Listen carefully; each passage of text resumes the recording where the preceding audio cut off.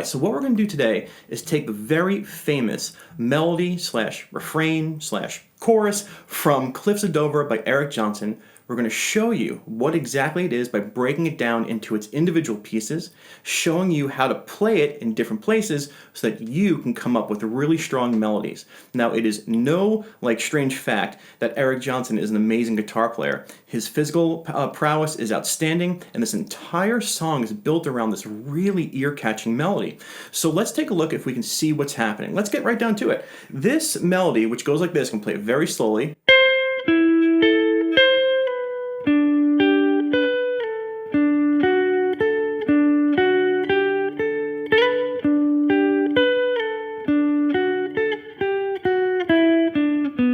Yes, I can play it faster, and I will in a couple minutes, is like the part of the song that builds up to.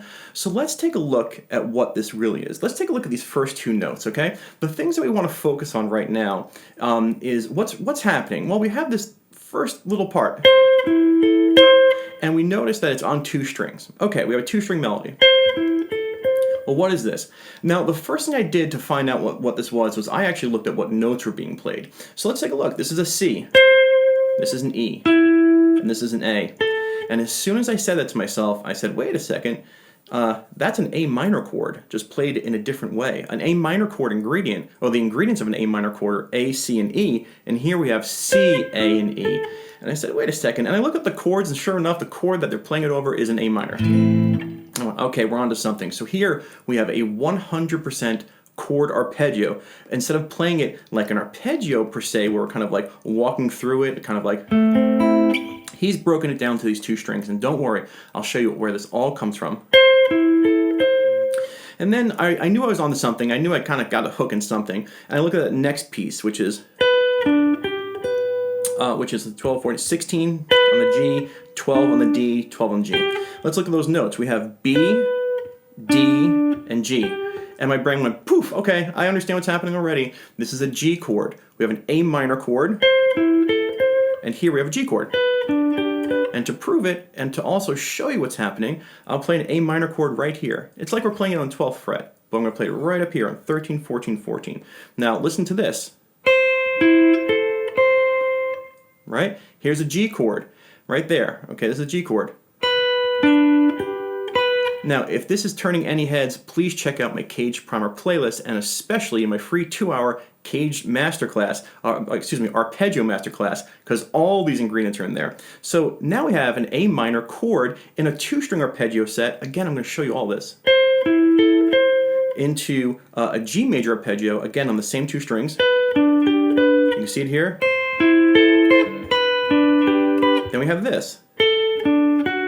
Now, I've played this arpeggio a million times. This is a D major arpeggio. Here's the 1, here's the 3, here's the 5. It is D, F sharp, and A, which makes up a D chord. And so the first melody, A minor, G, D. And I'll play it to show you. And here's a D chord, right? Then he does something that I talk about all over my channel, which is he plays the D arpeggio again, but he brings in, this is the 1. Now we're going to talk intervals. 1, 3, 5. And he brings in that 4.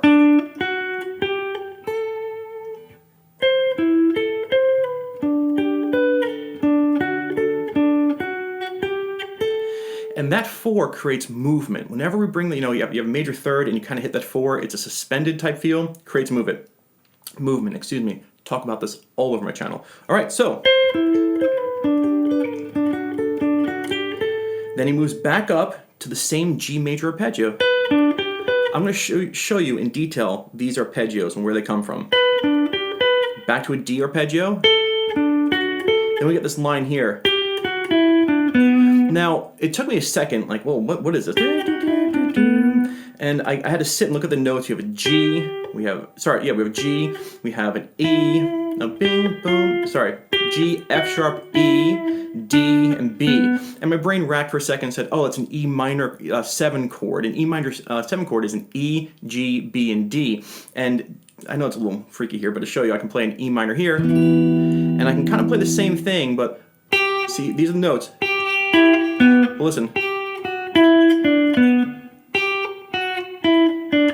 here's an E minor 7. So he's playing the minor third down to the 2. This is a great way to create movement. Those special notes, the 4s and the 2s, and I'll show you all this, create movement. And we have this, you know, A minor, G, D with movement, G, D, E minor with movement. So he's using these scale tones around these movement arpeggios.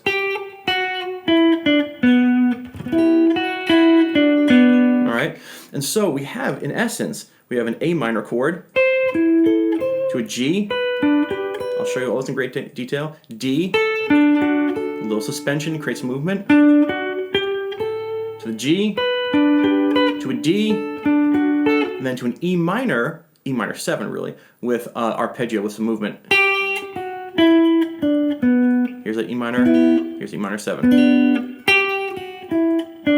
Interval wise, 3, 2, 1, flat 7, 5.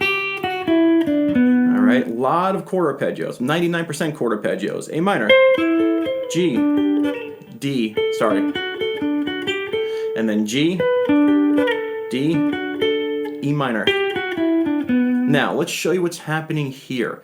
All right, so how does he see these arpeggios? And this gets to like a really good point. If you made it this far, the way that you see the guitar neck and the way that you navigate your guitar neck is going to give you certain sounds. You know, I don't navigate usually with these 2-string arpeggio sets. Now I have a video popping up right here about 2-string arpeggio sets that you can watch and understand it a little more completely. I navigate really more with the chord tones. My favorite guitar players, I mean not chord tones, with, you know, shapes of the chords, and we'll get into that in a second. Like, but Eric Johnson navigates with these 2-string arpeggio sets. So let's see, how can we justify this stuff? Well, we're going to start off with a bang here. Now again, my caged primer playlist and my caged arpeggio masterclass, if you've seen them, you're nodding your head, you're going, I get it. If you haven't seen them, you might be like, what's happening? But trust me, this is an A minor chord. In the caged chord system, it's a G minor shape, okay? And if you look at the full arpeggio,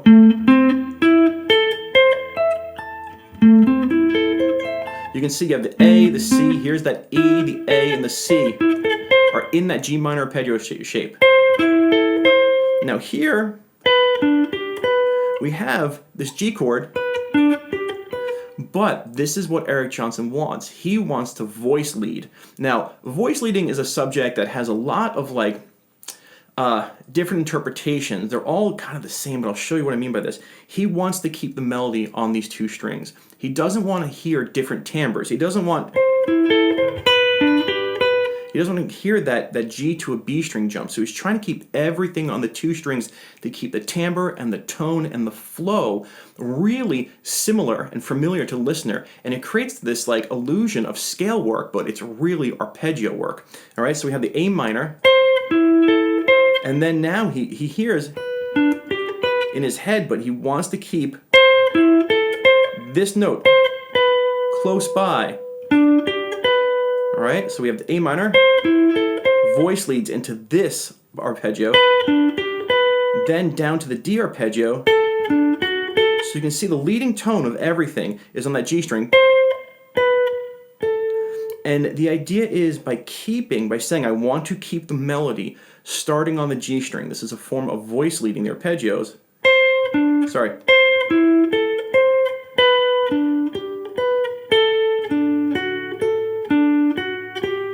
Again, into the G, keeping the melody on the G string, back to the D, and then he moves here. 12, 11, 9, 12, 9. So you hear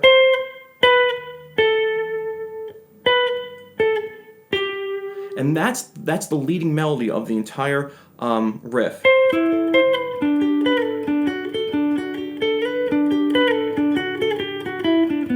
All right, and so this idea of trying to show, hopefully I showed you all those arpeggios. I'm going to come back in a second. The idea of saying, well, I have these chords.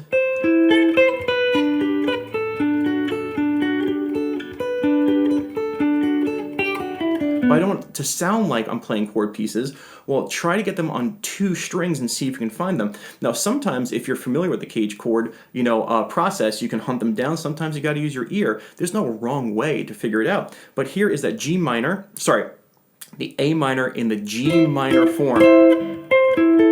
Here is it's like another G-shaped G chord here, but he's bringing the arpeggio to the B string.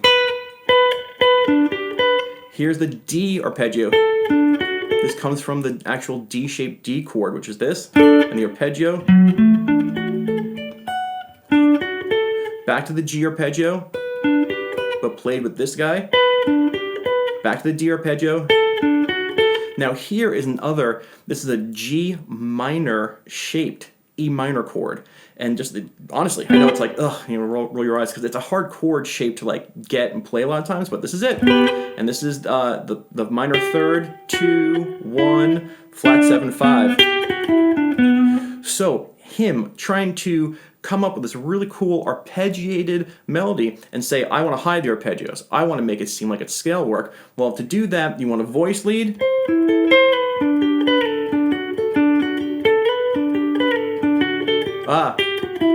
There it is. I always want to play it up here, but I'm trying to play it the way he plays it. And by voice leading, I'll do that one more time. This note, sliding into this note, sliding into this note, sliding into this note, sliding into this note. It gives you the illusion of scale work, all right? And so now that you kind of understand it's just chord tones, what you want to try doing first of all is seeing like as many arpeggios as you can. And so let's just try playing this riff in 2 other places with straight up arpeggios. This is the Eric Johnson way. Let's say you're in a different band and you come up with that riff. Well, there's an A minor here, and we have,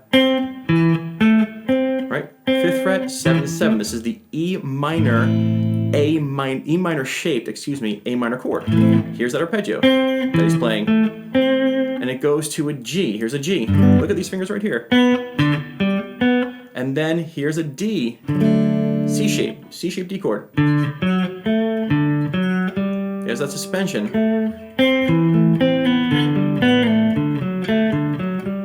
Back to the G. Back to the D. Now you gotta figure this out. Okay? How do you do it? There it is. Sorry. Open G, 4th fret D, 2nd fret D, open D, 2nd fret A. It's around the E minor chord. That one I had to figure out by ear. My brain had to go boop, boop, boop, boop, boop, right? But you can hear it, you know?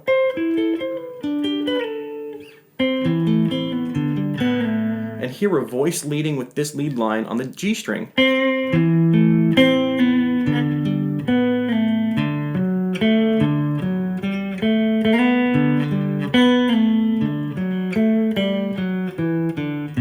Another place I'll show you, now you can do this anywhere, on the Patreon practice sessions. We're going to practice this in a couple places, and then we're also going to take a riff that I've written. It actually appears on one of my older videos. We're going to learn it in arpeggio format, and then we're going to voice lead it properly, all right, like Eric Johnson. So if you're really interested in this and trying to see different ways to play arpeggios to make them sound like scales, check out the Patreon practice sessions. It's going to be really fun, I promise. So here's another place. This is a D minor shaped A minor chord. All right, now we got a voice lead with this note. This is the leading note. This is a G chord right here in the D shape, 7, 8, 7. Okay, so we have the frets for the A minor are 8, 9, 10, 8. Now we got to slide this guy while it's ringing down to that 7th fret because we need to play the G chord, which is 7, 8, 7. Problem with this one is, and it's hard, and this is really cool physical stuff, is we're going to come down to the first finger here and be like, oh, crud, I want to play it like this, but you got to try to make it work. See, I try to make this ring as long as possible. Notice that Eric Johnson does not play it that way because it's difficult. I should say too difficult. Now we're going to try and get this. There's a D chord right here. Comes from the A-shaped D chord. Right? 5, 7, 7, 5. So we have. Ooh. Now, there's the third.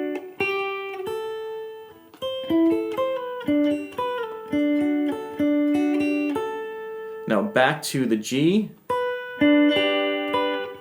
I switch fingers there to the D. Sorry.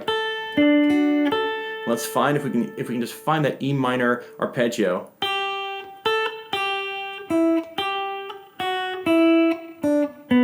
it is. It's focused around the E minor 7 chord or E minor chord here. That's the D minor shaped E minor. 3, 2, 5, 3, 4. So you can see these are all arpeggios from all different shaped chords. Great way to practice, great way to incorporate my lesson from a few weeks ago about the best finger exercises you can do. But I want to show you this riff, this infamous riff, which has over 10 million views, on YouTube. Really, it's an earworm. The reason it's an earworm is because it's arpeggios, but it's arpeggios made to sound like scale work by sticking with 2 strings at a time and creating a leading note that kind of creates a melody as you descend. Again, if you want to practice this stuff with me and learn a new riff and do it on your own so that you eventually can create some chord, melodies and then kind of like incorporate them into scale work type lines, I'll stop talking. Check out Patreon. Thank you so much for being here. See you again on another episode of StichMethod.